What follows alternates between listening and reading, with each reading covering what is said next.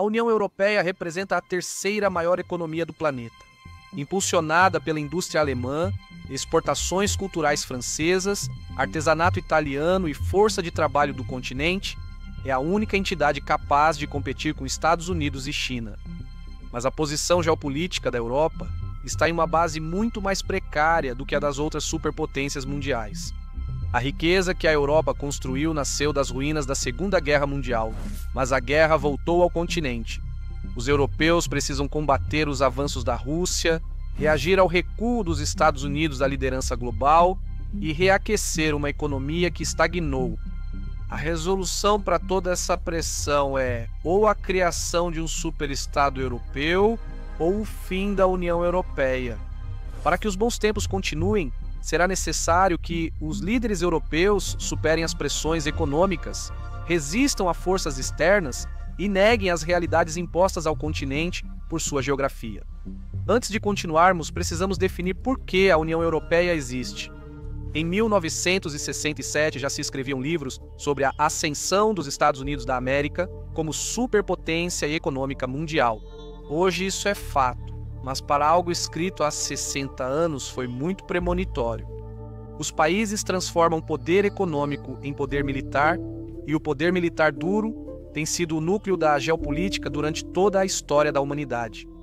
No último meio século, apenas a União Soviética e a China se levantaram para desafiar o status hegemônico dos Estados Unidos.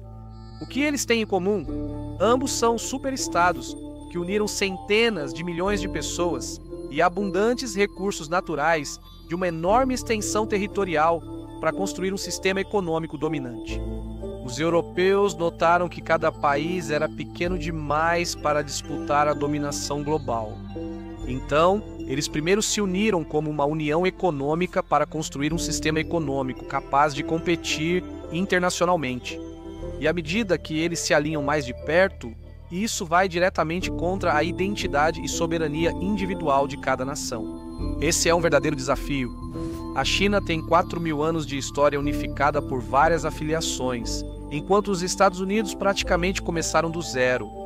Nenhum estado tem mais de 300 anos. Enquanto isso, a maioria dos países europeus possui milhares de anos de história e cultura como estados independentes. E esses estados entraram em guerra entre si várias vezes. Os recentes 80 anos de relativa paz em toda a Europa são uma anomalia dos últimos 2 milênios, comparável apenas à Pax Romana e à calmaria após as guerras napoleônicas.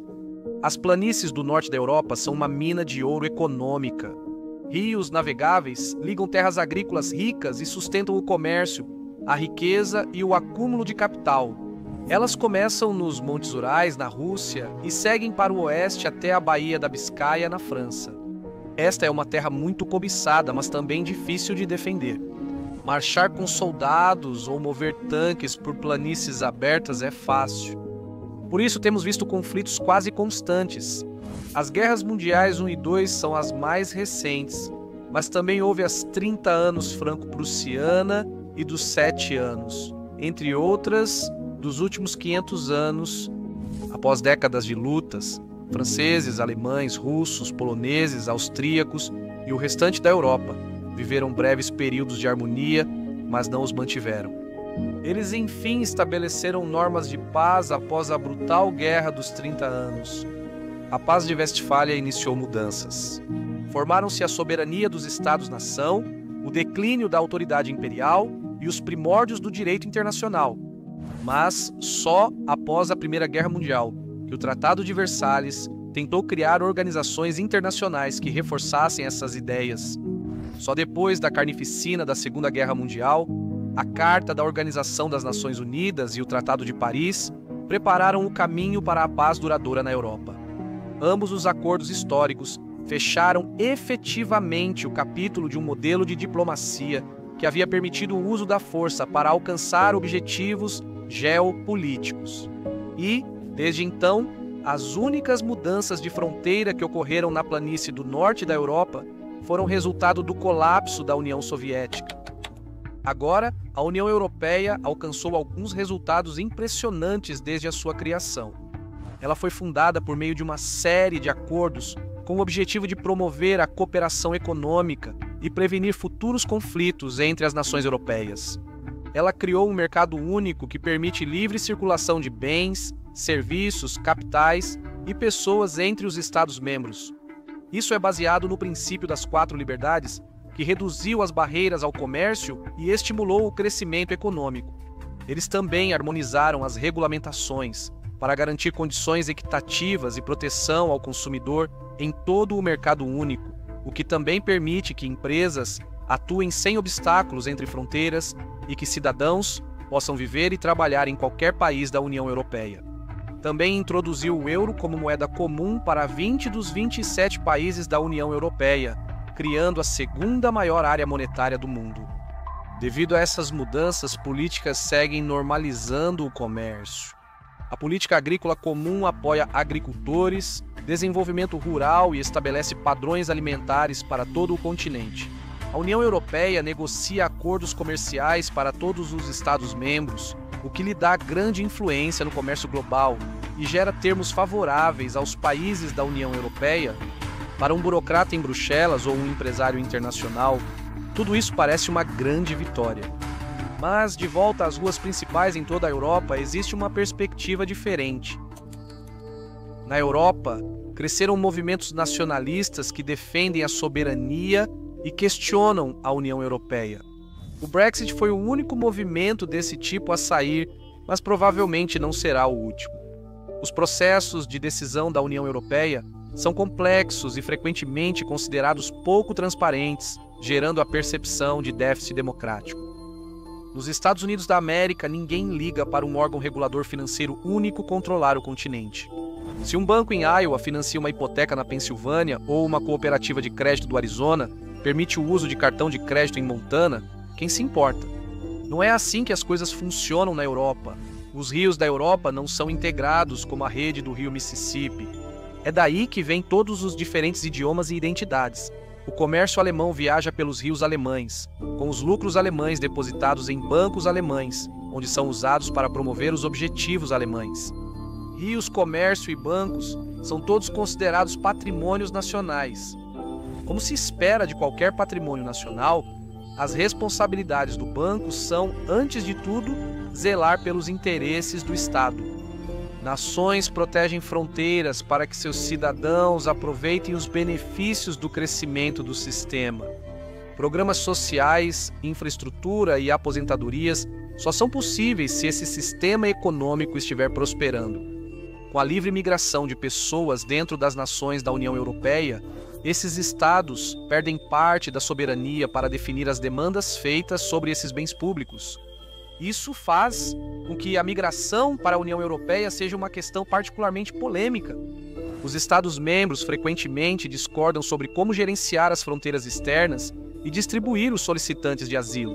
Essas discordâncias corroem o senso de unidade e propósito comum dentro da União, que já está em uma situação instável. E essas escolhas são difíceis. Guerras na Síria, Ucrânia e em outros países vizinhos aumentaram a quantidade de solicitantes de asilo. Os líderes europeus podem ou deixar entrar mais pessoas ou pagar à Turquia mais de 10 bilhões de dólares para abrigá-las.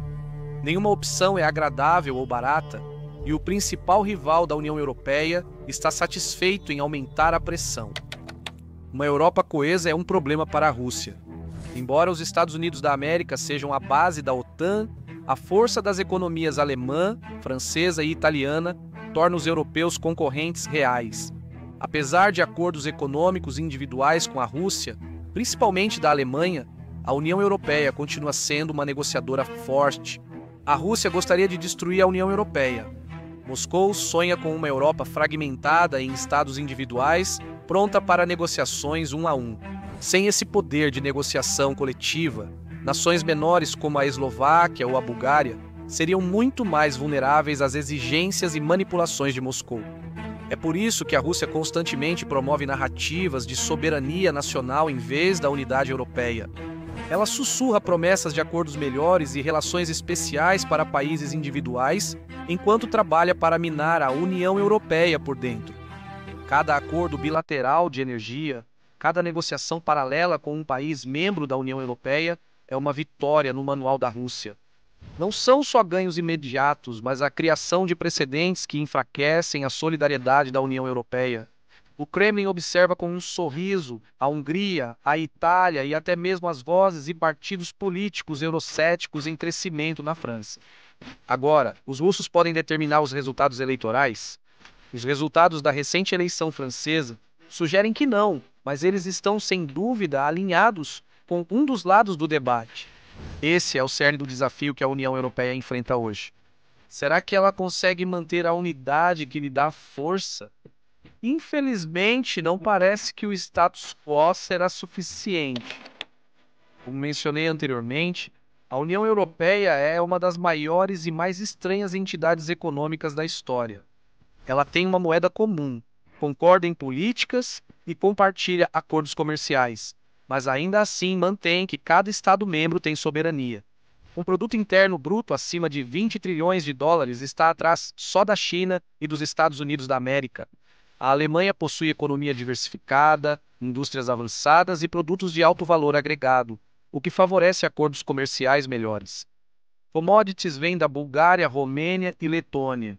Enquanto isso, a França tem bens de luxo, agricultura e serviços, e vários desses países têm um turismo próspero. Enquanto o Banco Central Europeu em Frankfurt gerencia a política monetária de toda a zona do euro, seu principal objetivo é manter a estabilidade dos preços. Cada país tem títulos e taxas distintas, pois cada governo possui perfil de risco próprio, levando em conta orçamento, impostos e indústria. Você confiaria mais em Portugal ou Alemanha para quitar sua dívida? Isso torna as coisas complicadas para os formuladores de políticas. É como tentar dirigir um carro onde cada roda quer ir para uma direção diferente. O euro só foi lançado em 1999 e em 2008 já estava em crise. A crise grega atingiu especialmente forte. Em vez de desvalorizar sua moeda doméstica para sair das dívidas, a Grécia ficou presa a uma moeda forte. O país não podia exportar mais, então não podia ganhar mais. Ou, no caso da Grécia, atrair mais turismo. Por isso, o resgate revela a forte divisão entre norte e sul na zona do euro, e não se limita à Grécia. A Itália, a terceira maior economia da União Europeia, viu o sentimento eurocético crescer à medida que sua economia estagna. A difícil situação econômica do país alimentou críticas à governança econômica da União Europeia e às medidas de austeridade. A União Europeia buscou diminuir essas lacunas. Fundos estruturais apoiam regiões menos desenvolvidas, financiando rodovias em Portugal e olivais na Grécia. Mas a capacidade criada por essa assistência é uma gota no oceano comparada aos investimentos feitos no norte da Europa. E para evitar brigas internas, os reguladores da União Europeia direcionaram sua agressividade e ansiedade para fora. As tarifas sobre os veículos elétricos chineses certamente frustraram o Partido Comunista Chinês e protegeram a Volkswagen. Mas a China não é um aliado histórico, eles são apenas um parceiro comercial. A Lei de Serviços Digitais da União Europeia foi usada para atacar grandes empresas americanas, alegando práticas anticompetitivas. Conheço pessoas dos Estados Unidos da América que acham ótimo controlar grandes empresas de tecnologia, pois são poderosas demais. E isso soa bem como manchete. Mas quando você começa a analisar os detalhes, fica ridículo. A base do caso da União Europeia é que o Google começou a fornecer mais respostas diretamente nos resultados de busca, em vez de enviar o tráfego para outros sites, o que, no final das contas, é melhor para os usuários. A Microsoft foi informada de que violou as regras antitrust da União Europeia ao vincular seu produto de comunicação, o Teams, ao seu portfólio de aplicativos de produtividade vendidos no Office 365, o que torna o uso das ferramentas da Microsoft melhor com um complemento gratuito. A Apple também foi multada de forma semelhante por favorecer seus próprios produtos dentro do ecossistema iOS. A União Europeia basicamente disse às empresas dos Estados Unidos da América: vocês não podem melhorar. O Google deveria ter só 10 links azuis. A Microsoft não pode adicionar uma nova ferramenta de comunicação de graça, e a Apple não pode usar dados dos usuários para melhorar seus serviços.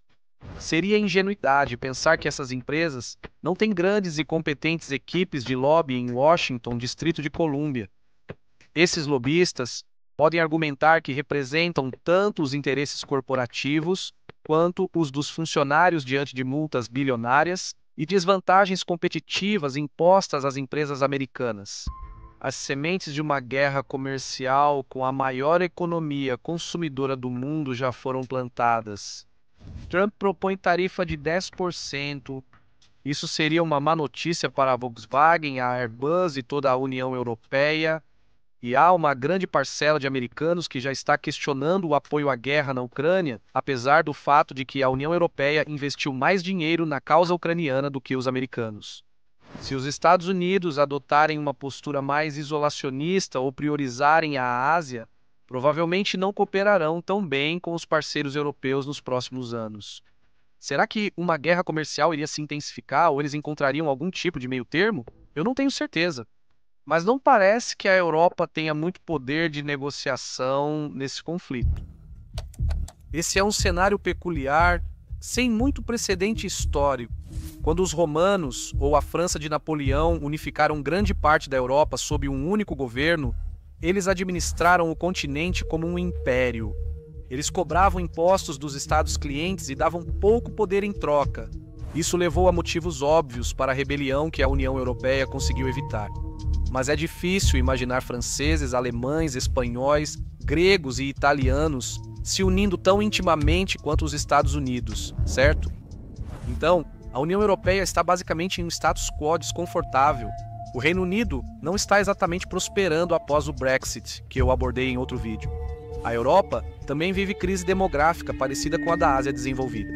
Suécia, República Tcheca, Hungria, Dinamarca, Irlanda e França são os únicos países membros da União Europeia que ainda não envelheceram além do ponto sem retorno.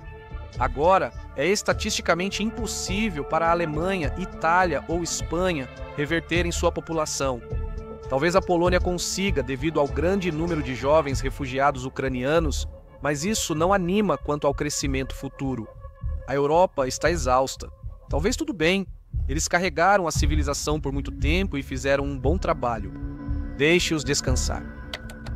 Agora, o presidente francês Emmanuel Macron pediu que a Europa forme um exército coletivo diante da agressão russa. Macron não é carismático o bastante para transformar sozinho a União Europeia em superestado.